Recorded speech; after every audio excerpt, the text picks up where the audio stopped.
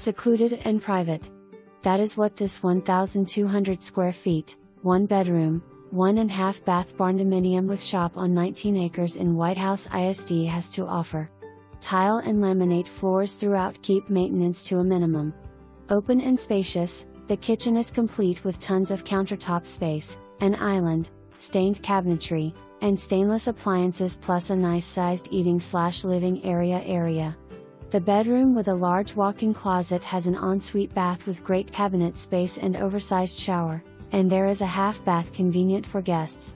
The shop, approximately 1,200 square feet, has a mezzanine built above the living area for storage, a cedar closet, a closet with a sink, roll-up doors at either end, multiple outlets, and a water connection for a refrigerator.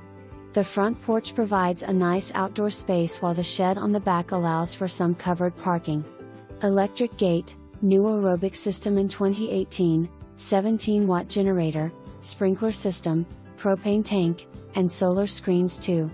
Come see. Come by.